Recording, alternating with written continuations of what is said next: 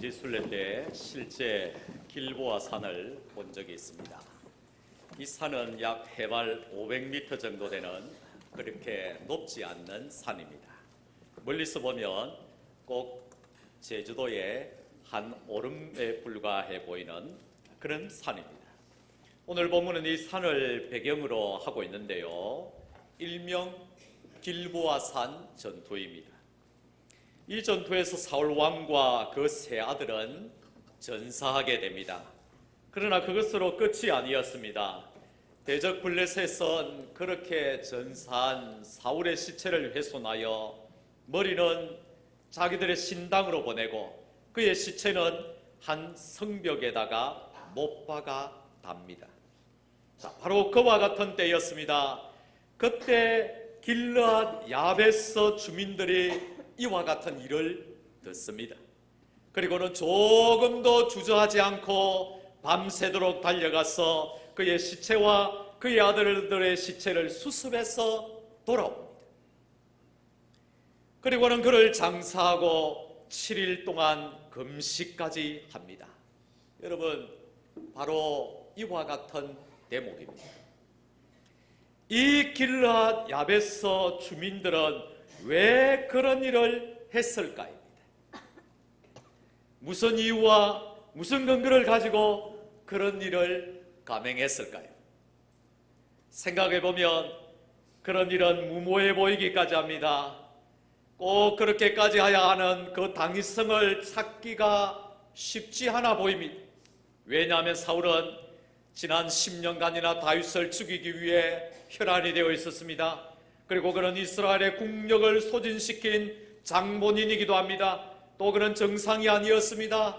그에게서 성령은 떠나갔고 그 자리에는 악한 영이 들어와 있습니다.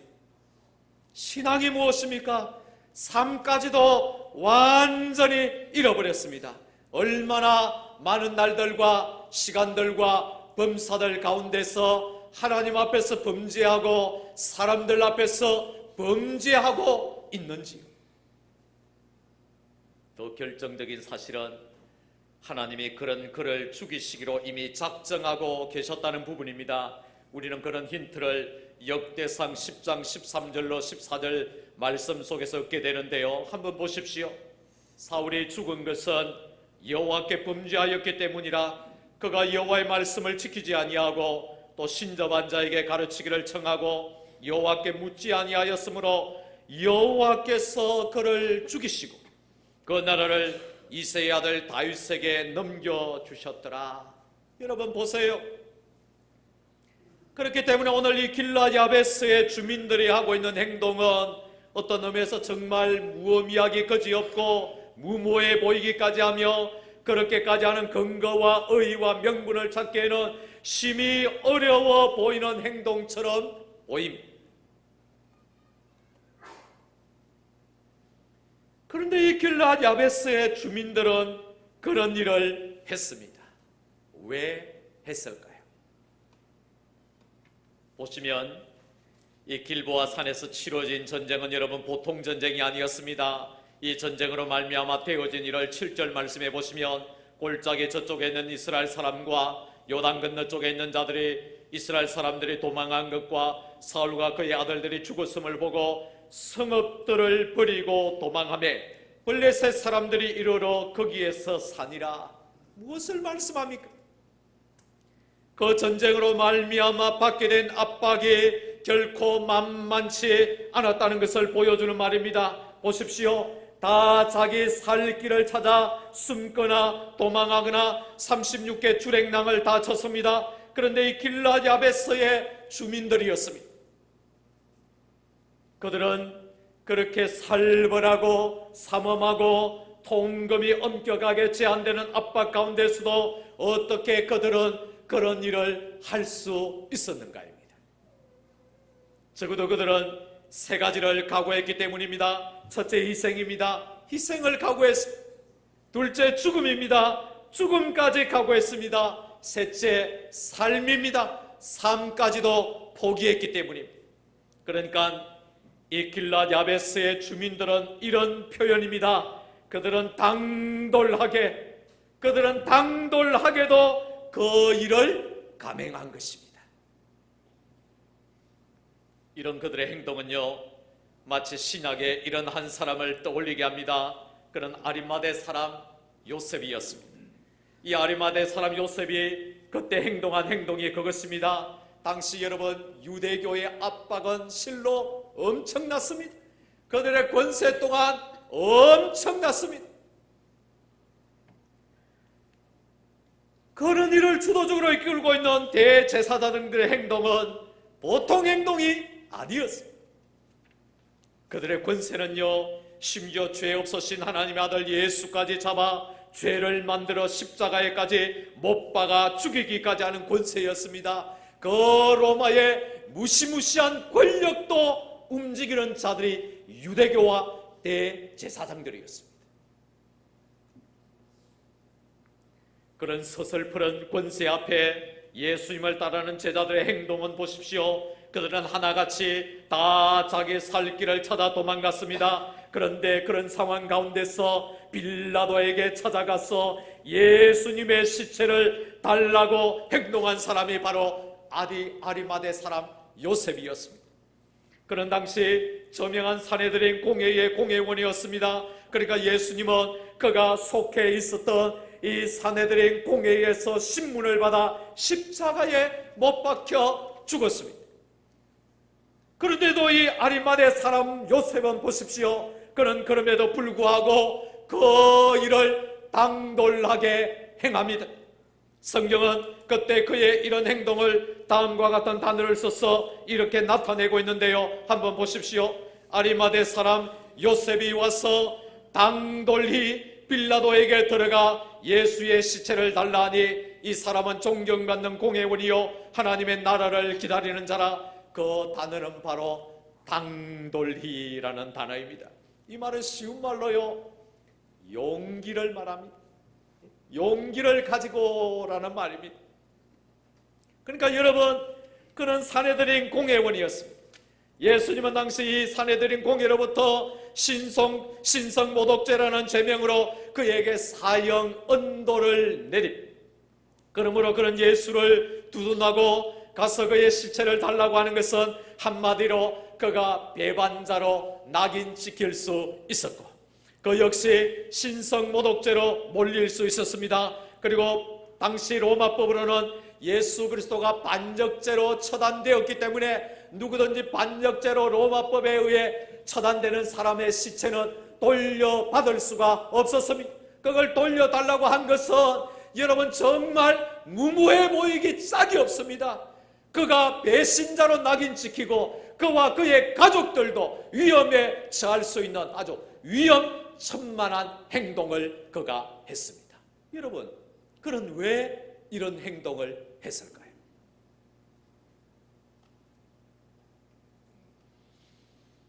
보시면 요한복음 19장 38절에도 유대인들을 그가 두려워할 정도로 그 역시 심한 압박을 느끼고 있었습니다. 그런데 성경은 놀랍습니다. 성경은 이미 오래전부터 그 일을 누군가가 하게 될 것이라고 이미 구약에서부터 이런 예언대로 예언되어 있었습니다. 그 말씀을 한번 확인해 보실까요? 이 말씀을 한번 같이 읽겠습니다.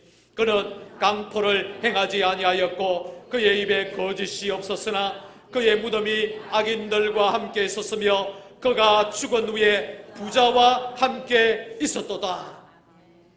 이때 이 부자는 정확하게 아리마대 사람 요셉이었고, 이 부자 아리마대 사람 요셉이 예수 그리스도의 시체를 가지고 가서 그의 무덤에 장사한 것을 놓고 그가 죽은 후에 부자와 함께 있었도다. 이렇게 말씀한 거예요. 사랑하는 여러분, 그때 이 아리마대 사람 요셉이 행동한 이 당돌이, 이 말은 정확하게 오늘 이렇게 들립니다. 받아 사실까요? 계산하지 않고로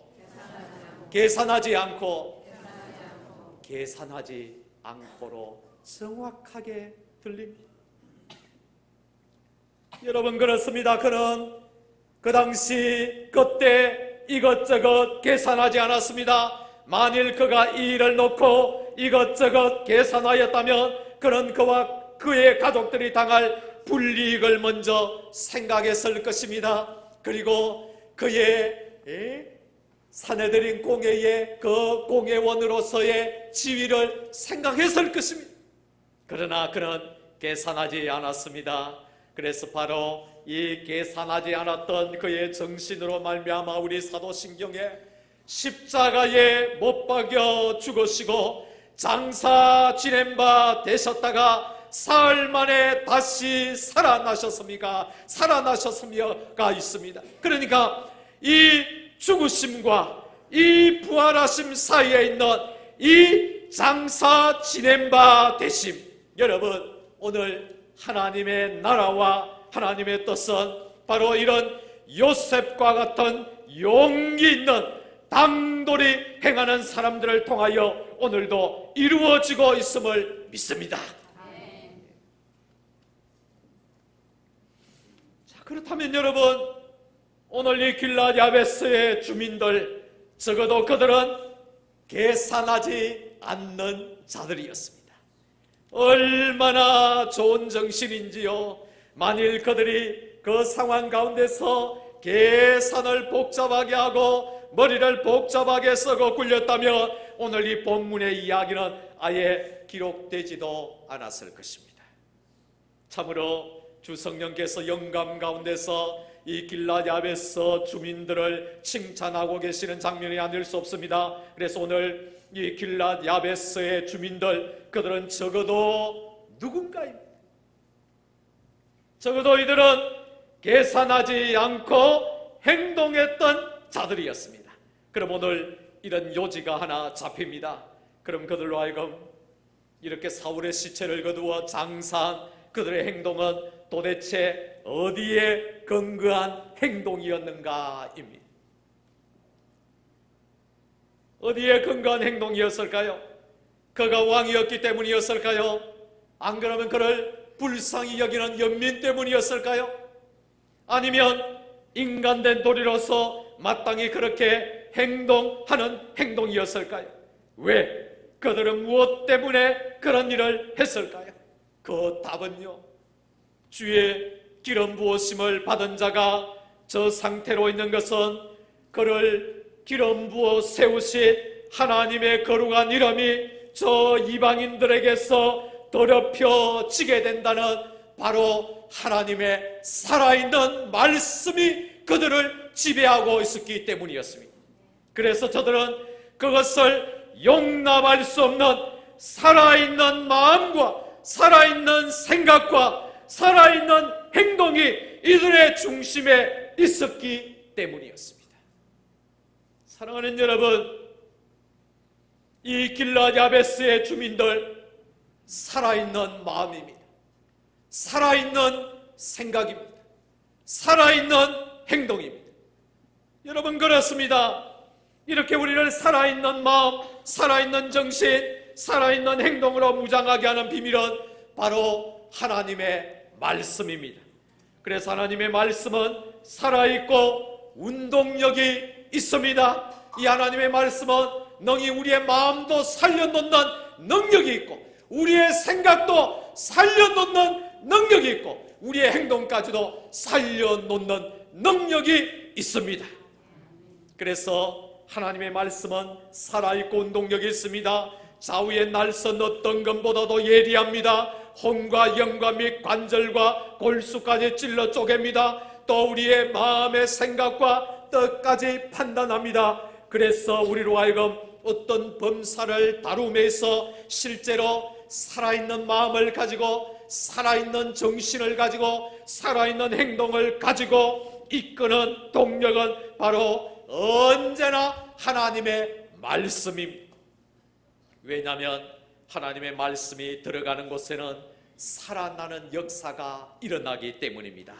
그래서 우리로 하여금 살아있고 활력 있는 마음을 품도록 합니다. 살아있고 활력 있는 생각을 품도록 합니다. 살아있고 활력 있는 행동을 하게 합니다.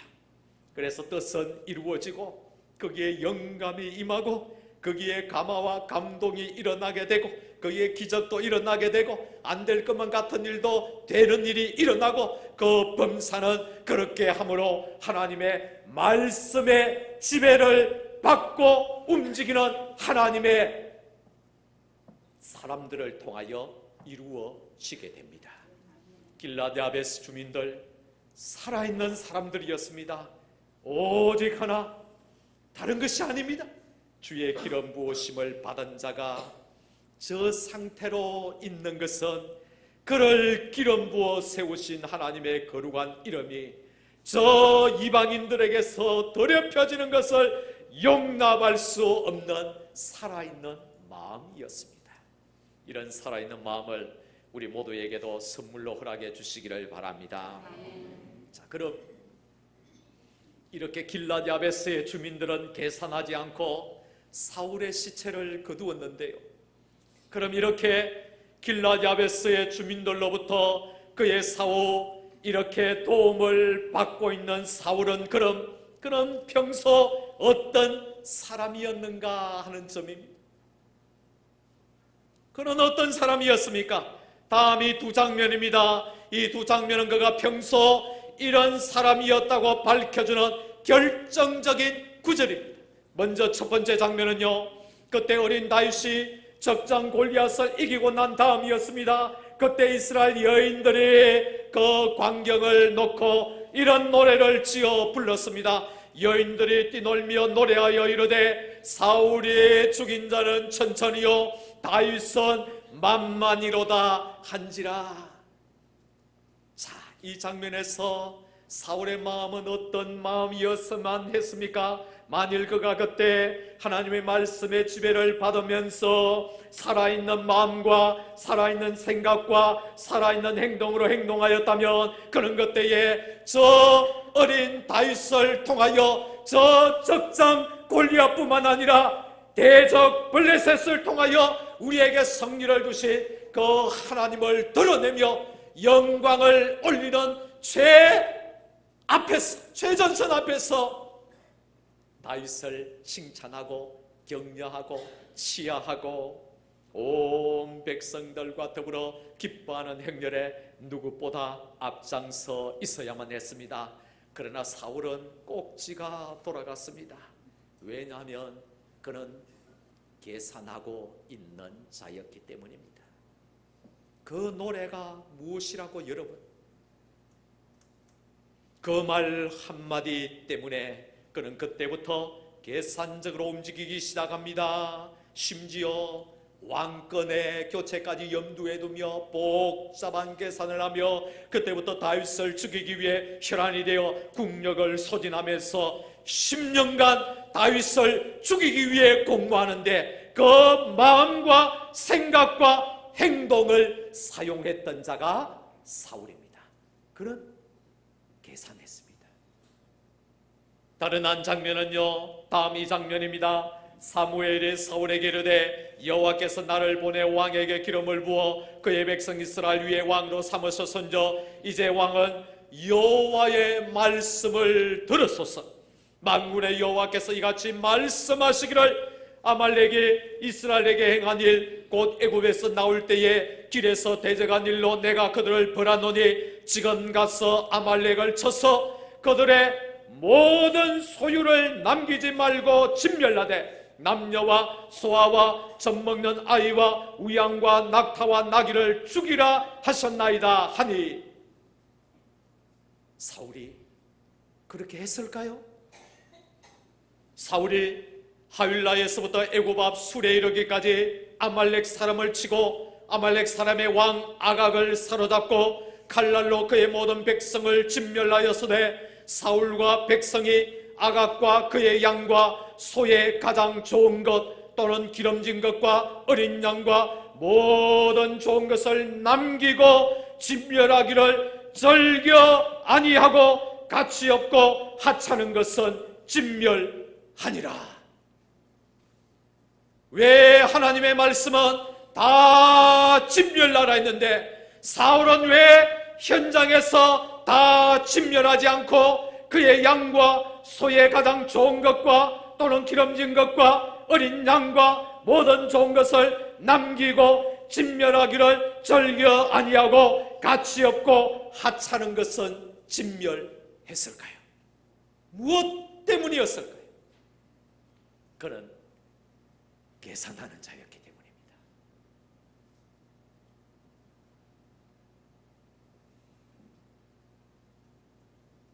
그렇다면 그는 왜 계산하는 자로 전락하고 말았을까요? 다음에 이 장면이 그 힌트를 정확하게 주고 있습니다. 이 말씀은 다 같이 한번 읽겠습니다. 사울이 죽은 것은 여호와께 범죄하였기 때문이라. 바로 여기입니다. 다 같이요. 그가 여호와의 말씀을 지키지 아니하고. 결정적인 말씀입니다. 그건 바로 그가 여호와의 말씀을 지키지 아니했기 때문입니다. 사랑하는 여러분, 그럼 이것입니다. 결국 하나님의 말씀을 가볍게 여기고 지키지 아니하는 자의 삶의 모습은 정확하게 계산적일 수밖에 없고, 그 계산적인 삶은 궁극적으로는 자기 인생을 결국은 마이너스 인생으로 귀결토록 한다는 사실입니다. 여러분, 오늘 이 말씀을 믿을 수 있기를 바랍니다. 자, 그럼 오늘 비교가 됩니다. 길랏 야베스 주민들 대 사울 왕입니다. 계산하지 않고 대 계산하고입니다. 무엇이 이런 차이를 내고 있습니까? 말씀입니다. 말씀이 있고 없고의 차이가 바로 이런 차이를 오늘 내고 있습니다. 이 길랏 야베스 주민들, 이들은 적어도 여호와의 기름 부음을 받은 자가 이방인 앞에서 조롱을 당하는 것은 곧 하나님의 이름을 욕되게 하는 것이라는 바로 살아있는 말씀을 소유하고 있었습니다. 그 말씀이 있었기 때문에 그들은 계산하지 않았습니다. 살아있는 마음, 살아있는 생각, 살아있는 행동입니다. 아리마대 사람 요셉 역시 마찬가지입니다. 살아있는 마음, 살아있는 생각, 살아있는 행동입니다. 주 성령께서 예언한 그 말씀의 능력이 그에게 임하고 있었기 때문에 모든 행동들은 비겁했고 물러갔고 도망갔지만은 그는 희생을 각오하고 말씀의 지배를 받고 당돌하게도 가서 예수 그리스도의 시체를 달라고 요구하고 십자가에 못 박여 죽여시고 장사된 지 사흘 만에 다시 부활했다는 그 장사 지낸 바 대심에 요셉이 서임 받고 있었던 것입니다. 살아있는 하나님의 말씀, 오늘 누구든지 이 살아있는 하나님의 말씀을 소유하게 되면 그는 그 마음이 살아있는 복을 받습니다. 그 생각이 살아있는 복을 받습니다. 그 행동이 살아있는 복을 받습니다. 그래서 그는 이렇게 나타납니다. 살아있네, 살아있어. 영화를 보신 분들은 영화의 한 대목처럼 생각을 합니다만 그것과 비교할 수 없는, 여러분, 하나님이 쓰시기에 충만한 살아있는 마음, 살아있는 생각, 살아있는 행동으로 쓰임받으시는 주의 모든 성도님들의 되시기를 주의 이름으로 축복합니다.